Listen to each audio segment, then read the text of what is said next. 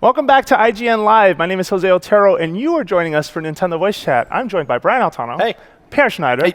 who knows Cologne very well here where Gamescom actually takes place. Yeah, it's my hometown. I was born here, so it's like a little bit of a homecoming for me. Welcome back. Yeah. Welcome. Willkommen. Yeah, and I'm constantly amazed at your guys' ability to eat various foods that we may only eat once a year, but you guys are doing That's like what every 5 tourism minutes. is all about. Yeah, like giant pork knuckles and stuff. Yeah, it's pretty it's a lot. terrifying. Yeah. Those are Bavarian. So we are going to start on a little bit of a downer because we have to start with talking about Metroid Prime Federation Force, which the review is up on IGN. It is a 5.9, mediocre on our scale.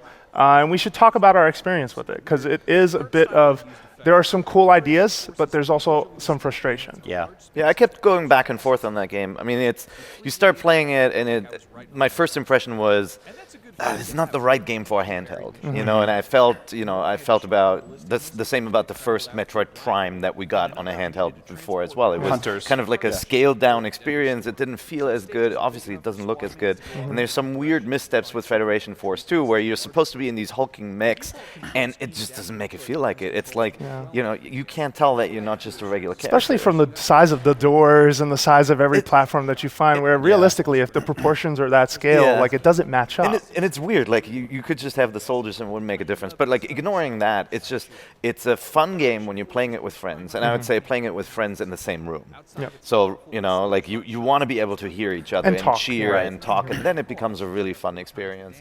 But the single player, it does feel a little dull. You don't get this kind of exciting gunplay until you get to a boss usually. Well, and that was my key sort of issue with the game is, in fact, the gunplay and how unbalanced it feels on the single-player side, where every mission feels like, first of all, I love the mission variety. I think they nailed that. Like, I never felt like I was doing the same thing for very long. There were different like search and rescue missions. Some were about defense. Some were about specific targets or like eliminating specific threats. And I thought that was really cool. But you get into the second half or the last third of the game, and at that point, the enemy health bars are so long.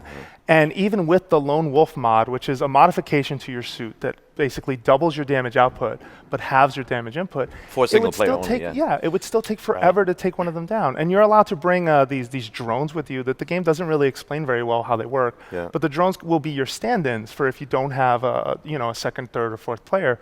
But the drawback is that those drones, they auto-fire, they just kind of follow you around. But they also just like steal kills. Like I'm lining up a shot for this one guy, and also you see a shot come over and it takes something out, and I'm just like, well, what am I doing here? I mean, it's an interesting game because I don't think it's a strong Metroid game, and I think we got those expectations out of the way when we first heard about it, right? But even given that, removing the Metroid license, which it almost entirely has, aside from a few little things, I don't think it's a very compelling first-person shooter, and I don't think it's a very compelling handheld game. Like as a handheld game, I think the short mission structure kind of works in its favor because you can sit down and kind of beat a level in 8 or 9 minutes, which is good. But I think that the fact that it works best with multiple players around, and that's not something you can always ask for when you're playing on a 3DS, whereas on a console, like you're always connected online. On a 3DS, it's hard to expect a bunch of people getting together and playing this game. And it kind of bums me out because I was really kind of a champion for it, and I didn't like the negativity this game got before anyone even played it. Yeah, same. And now that I've actually played it, and I'm a guy that like really likes first-person shooters on handhelds, which is weird because there haven't been a ton of them. But I like games like Killzone on Vita. I liked Metroid Prime Hunters. I actually found some enjoyment from even the Call of Duty games they used to put on the DS, but this one just doesn't feel right. But Brian, I would say that like I think the people they're targeting for this kind of game are the folks that play like Monster Hunter Generations together or Monster Hunter 4. There are groups of people who do get together to play this style of game, and I will say in its defense that it does, even though the art style is a very take it or leave it thing, and the chibi big-headed like soldiers absolutely a turnoff to me at least, they do get the feel of Metroid Prime's worlds right. And when you turn up 3D, it amazes me that you get that feeling like you're behind that visor, you're peeking into that world. Right. Even if it is a lower resolution than what you'd expect it to be. The visor looks awesome. Like and the game has some style to it too, right? Like Metroid, a lot of the smaller enemies in Metroid aren't exactly the most memorable creatures either, right? Yeah. But there's enough there to make you feel like you are in the Metroid world, and it sounds like Metroid. The music's not as good as most of the other games, right? But what it does get right is that collaborative spirit, different, right? Like when you're pushing spheres around, or you have a point in a mission where you split up, and like 4 players have to do all these, or can do all these different things at the same time and work together. It feels really good. And so if you are the kind of person, I feel like, who has 3 friends who are living nearby and are willing to all buy their own copy of the game, right? Because it's not a download play title. I think you'll have some fun with it. Like I like it. I like it for that, and I can recommend it to people to play it. Well, so I think like if you look at a game like Triforce Heroes, which came out recently, which is the same sort of situation, I think a game like that works better, not only because it just worked better on its own, but also because that game came out in the life cycle of a bunch of other Zelda properties that we got to play and enjoy. I mean, this was after Link Between Worlds. This is before the new Zelda game, which is actually we've all played by now. It's coming out next year. We even got like Hyrule Warriors, a bunch of other things.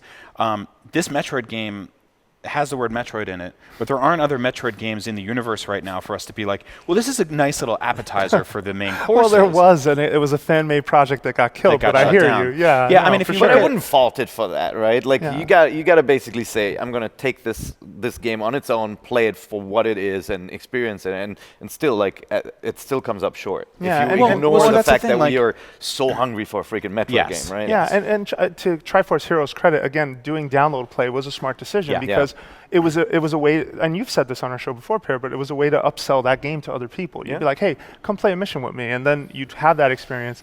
And after that experience, you'd still be able to hang on to like certain rupees or certain materials you got, make a costume or a thing out of it. Whereas I felt like my other big problem with Federation Force is that the cooler sub-weapons, like the missiles, super missiles, there's a flame shot, a charge shot, you don't get to use them very often. And the reason being is because if you fire it, you lose it, and you may not get a replenishment. Like the only way you get item replenishments or ammo drops in this game is if you find crates just lying around, like boxes lying around. Enemies don't drop anything. And to me, that kind of is backwards logic to the way Metroid worked, but it works better in a co-op setting because we've distributed everything among the 4 of us. So from a single player perspective, it really let me down. From a co-op perspective, it works a lot better, I feel. But it wasn't enough in the end, which was pretty sad to me. It is competently made. You know, like when you play it, you'll see lots of good stuff. You know, from the engine to some of the ideas like the mod system, there's a lot of good stuff. They thought through how players can share things and how points are distributed. So I like a lot about that game. It's just like in the end, it doesn't generate this high level of excitement I'd have playing a Zelda game or a real Metroid game, right? Yeah, no, I think, I think that's fair. I kept looking for that, you know? I kept playing and playing and being like, maybe this one, maybe this one, maybe this mission. And it just never really happened for me. Sure, I think that's fair. Well, then let's talk about Nintendo's presence at Gamescom, which we knew coming out of E3, this was going to be a quieter year for Nintendo. They pretty much, you know, took the fifth on what's going on in the future of you know, the company, you know, being that Wii U is where it is, being that 3DS is getting long in the tooth, and being that the next thing, NX, they're still not ready to talk about. But that said, you know, they've got a booth here at the show. Let's describe that for folks. Like, did you guys go out to the show floor? Yeah. I mean, the booth is exactly what I thought it wouldn't be. You know, when I saw the setup at E3, I said, all right, they spent all this money creating this beautiful Zelda Wunderland, which they could have brought to Gamescom, right? And Comic-Con. And that's exactly what they didn't do. They created a really cool little retro corner, right, like with old TVs and NESs and stuff, and it looks really cute. They have, you know, playable kiosks for many of their games that are out, a line of games that are newer, like Mario Party, obviously for 3DS, Monster Hunter, and then there's a black box for Zelda, and it's appointment only or invite only or winner only, or right? if you won and did a certain contest. And it's tiny with a tiny sign. Instead of screaming from the rooftops that the Wii U has this big freaking game coming, it's hidden. And I think that's part of the fallout of at E3. They came out big with that game. I mean, bigger than I think they've ever come out with any game, right? Because it was the only game they had. But I think maybe the thinking is that Gamescom, if we do that again, it would be awesome. It loses some impact. It's good for Europe, but it loses some impact because you're basically showing the same things, right? But fans haven't played it. I mean, if they had a problem with showing the same things, they wouldn't have Splatoon and Donkey Kong Country on the floor. I mean, but this is a new thing. I mean, and also it's still unclear to us if March is realistically when NX is coming out. Let's say, for example, that slips, and you came to Gamescom or you came to the next trade show showing this game off. I think you do run into the inevitable fatigue of, I've seen everything I need to see so far. Show me something else. And they don't have something else to show. Well, we have, but I think if you're a Nintendo fan living in Europe and Gamescom's the biggest show of all the conferences of the entire year, you come to the Nintendo booth and you're like, where's Zelda? Yeah, but you saw all that footage at E3. Well, that's not the same. It's not the same as playing. No, but this wasn't your average everyday demo either, and this is a public trade show where a 30-minute demo may not go as well. It would be, you know, knowing That's the a masses challenge. of people, like how many people walk around at Gamescom, it is difficult to do a challenge, a demo like that. Sure. You know, because you have to get into the world a little bit more and experience it. But, you know, so what? Then there would have been long lines for this demo. They could have built a big booth with lots of demo stations. They had the demo. E3 it's demo fair. is a The timed E3 demo is here. They could have reused all of that here. Okay. It's just, it is a confounding move to me to not focus on that title at the biggest gaming expo in the entire world. Yeah. Right? In This Europe, was yeah. your way to get in front of the I European got to move gamers. on because we've got just a few, at least one more, two more things to cover. So you're right, they did have at their booth, so Dragon Quest VII, Mario Party Star Rush, they had a section for Pokemon, Smash, Splatoon, the usual suspects. Mario Kart 8 was there, which is at this point like 2-year-old game. Some of their indie titles were there, so Severed was there. Fast Racing Neo was there, which if you've seen, we've got direct feed up of it on the site.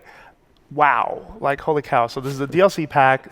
It's called the Neo Future Pack. It is coming out September 30th. We got a chance to play it. It is absolutely off the rails, just crazy. Like you'll see if you're watching the footage now, like he's just gonna take a jump that I could not believe they put in here. So he'll come off this ramp in a second and almost collide with a train, which I'm just like, first of all, what is that doing there? So right here. It's such a gorgeous looking game too. I'm like, I mean, like, It's a look at that, look at that. downloadable It just, indie by all means, just pretend this says F-Zero. Just pretend. Yeah. Like play the F-Zero music underneath it. Pretend that that Captain Falcon's in there. Just pretend, because this is basically the best F-Zero game that's been made in a couple of years. And looking at the DLC, I mean, it looks even more like F-Zero. Yeah. You now get the pipes level, Yep, the right? You snake saw levels. that. It really, I mean, it feels like a return to playing classic kind of F-Zero, or more, you know, closely F-Zero GX, like the Amusement Vision developed title looks a lot like this. So definitely. it doesn't have that same kind of feeling of racing in a pack. Yeah. Like the F-Zero games do, but like speed and kind of like the energy management are very similar. Yeah, this is cool. I mean, I grew up playing games like this, especially if you look at stuff like Extreme G and, you know, like, if we go deep in the cut. But it's cool to see stuff like this still being made. Bring it back. I'm actually really surprised that Nintendo didn't just go, hey, can we call that an F-Zero game? Please. So this is 8 new tracks in the DLC, 10 new vehicles, 18 new audio tracks. There is a retail version in Europe, apparently. cool. So Nintendo of Europe has a publishing label called Nintendo eShop Selects. And coming to that, so this thing's going to get sold for 24 euros. It's the full collection. It's the original game plus DLC. Ooh, that did not go well for Yeah, me. that did not go well. But then on top of that, SteamWorld Collection is also happening in Europe only. Yeah. And that's SteamWorld Dig and SteamWorld Heist, which were both fantastic Both games. of those games are really cool. You mentioned Severed before, which I played on Vita. Awesome game. Definitely cool. I didn't like it as much as Guacamelee, which you can also play on your Wii U. But it's a really cool game. Yeah, and this may be, you know, pointing towards the audience being more, you know, family-oriented, younger, people who don't venture into the eShop that much to download titles, right? Like when they see this at a local store in Europe, they may be tempted to pick up these games, and that's a great collection, man. Well, really, and really a budget good games price too. I think that is also really smart. It's like a humble bundle in disc form, in basically. retail form. It's interesting though that at least in North America, that's not a thing currently. Which I don't know. What I learned during this trip is that each region kind of runs their territory the way they see fit. Sure. So America's going to make certain decisions, Europe's going to make certain decisions, and we've seen that before, right? We've seen like there's certain either bundles or certain console editions, 3DS editions that are Europe only, and then America goes, wow. I think it was cool. I mean, we were just walking around like European game shops the other day. We were in Germany just checking out what the video game sections look like, and then, like you see the Nintendo one, you see the 3DS one, and you see the PS4 one, and you just see how that lay of the land is different than what we're used to in America. So there's a lot of cool stuff. Absolutely. And the last thing I guess we should touch on really quick is the one cool thing that they did pull out was Pokemon Sun and Moon's Battle Royale mode, which was a very quick sort of, here's what this was like. We sort of showed this at E3. It was an opportunity for Nintendo Germany to just put that out in front of a bunch of fans. And I think it was really smart, just to get them excited. Yeah, leaning into Pokemon stuff right now is the smartest thing they can do. And is it packed? I mean, you walk around Cologne, you see lots of people playing Pokemon Go, right? Yeah. Pokemon Go fever has arrived later in Europe because the game came out later. And like the other day, they had to shut down in Düsseldorf, they had to shut down bridges because there were too many Pokemon Go fans fans walking. Yeah. Do you sense that kind of same level of excitement for the title here? So far, I think so. Yeah. But I mean, Pokemon's such a mega franchise, right? Yeah. And I think it'll be interesting to see the Pokemon Go effect. Like, did it in fact hit Nintendo's, retail titles that currently exist, or is it going to affect Sun and Moon and how well that game sells? Well, we saw the I think MPD it's in possible. America, right? The 3DS sold well. Yeah. So it's funny though, because MPD numbers haven't really come out yet. They got postponed, but Nintendo's press release went out early and said that Omega Ruby and Alpha Sapphire and X and Y did really well. Yeah, everything went up. They very specifically said, Pokemon fever is struck everywhere. Yep. And it's definitely raising all the ships in their tide for them. It's contagious. It is contagious. Well, we've got to wrap, but we have more IGN Live for you. Thank you very much for watching, and stay with us for more.